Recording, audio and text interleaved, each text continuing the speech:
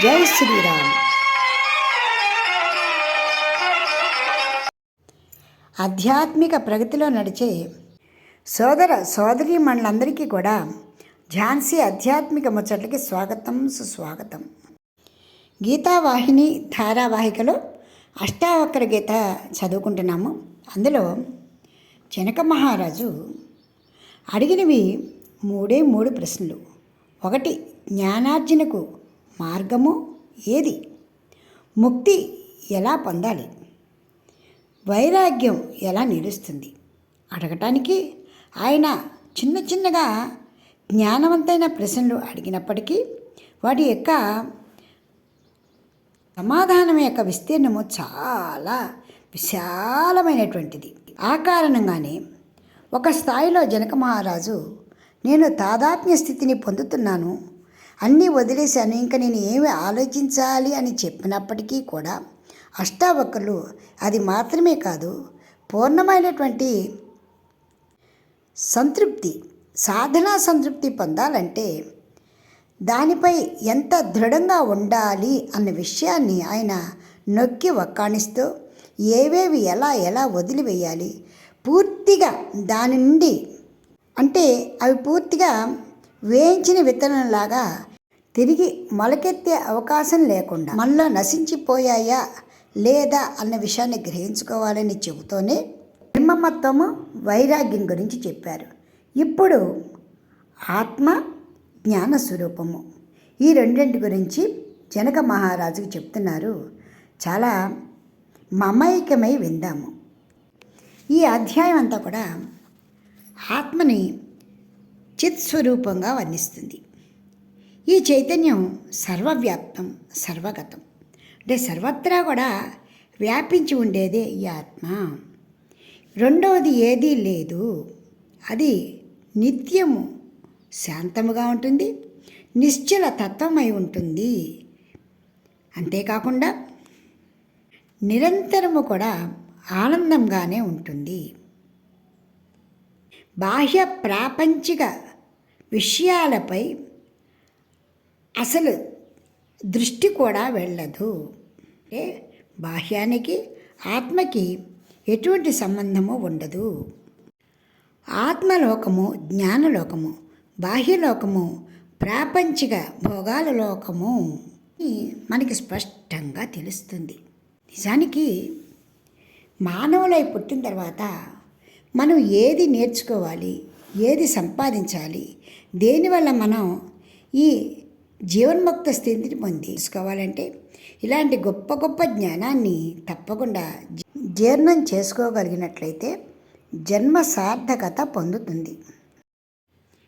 ఈ విషయంలోనే గీతలో కూడా కర్మలో అకర్మ, అకర్మలో కర్మ సిద్ధాంతాన్ని చక్కగా చెప్పాడు భగవానుడు.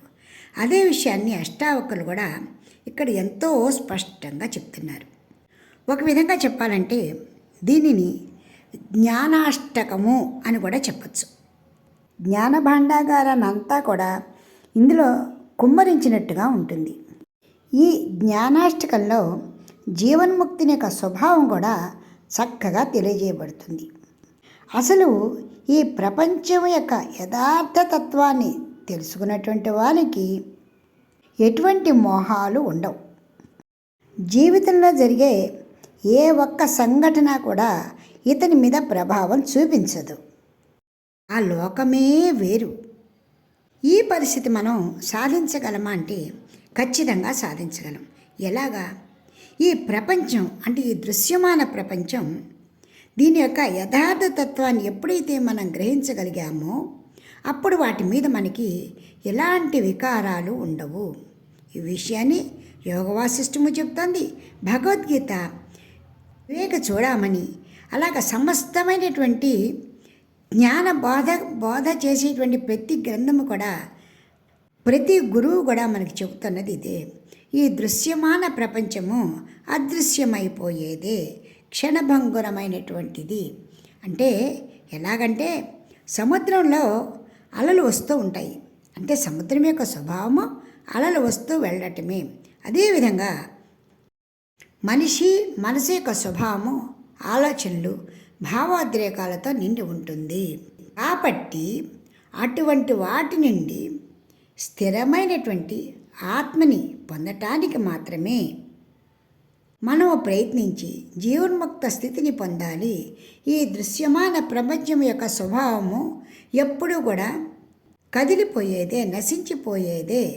దీని గురించి ఆలోచించకూడదు అన్న జ్ఞానాన్ని ఎప్పుడైతే పొందామో మన మనసు నిర్మలంగా ఉండిపోతుంది. అప్పుడే మనకి ఎవరి యొక్క ప్రబోధము అవసరం లేకుండానే సునిశ్చితము, అతి శాంతము, నిశ్శబ్దము అయినటువంటి ధ్యాన ముద్రలోకి వెళ్ళిపోతాము.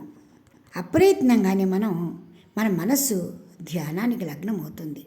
ఎప్పుడైతే ఆత్మ ధ్యానంలో లగ్నమవుతుందో జ్ఞానం అనేటువంటి జ్ఞానం యొక్క స్వరూపము దానంతట అదే మన మనసుకి తట్టుతుంది.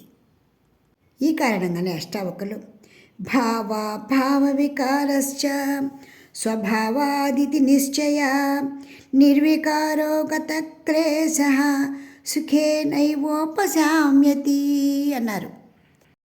నామరూపాలు కలిగినది ఏదైనా కూడా నశించేటువంటిదే. ఇది సృష్టి ధర్మము. ఇది తెలిసినవాడు దుఃఖించడు, బాధపడడు. కాబట్టి నిత్యము శాంతముగా ఉండగలుగుతాడు.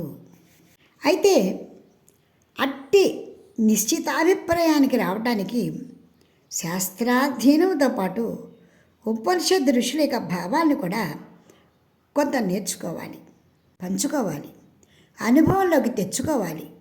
అప్పుడే మనసు స్థిరంగా ఉంటుంది. అప్రయత్నంగానే ఆత్మ జ్ఞానస్వరూపం వైపు పరుగు పెడుతుంది. ఏ చింత లేకుండా మనస్సు అంతర్ముఖం అవుతుంది.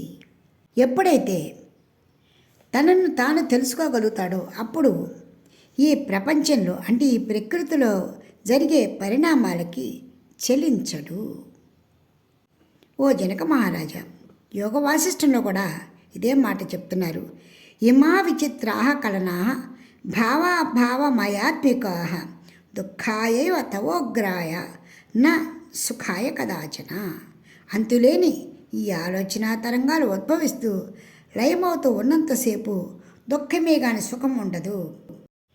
ఇది మాత్రమే సత్యము అని తెలుసుకున్న నాడు నీవు చాలా సుఖంగా ఉంటావు అంటూ అష్టావకరులు చెప్తున్నారు. జై శ్రీరామ్. వచ్చే సంచికలో ఈ ఆత్మ జ్ఞాన స్వరూపాన్ని గురించి మరికొన్ని విశేషాలను విందాం. ఇప్పటికి స్వస్తి. మీకు ఈ వీడియో నచ్చితే లైక్ చేయండి, షేర్ చేయండి, సబ్స్క్రైబ్ చేయండి.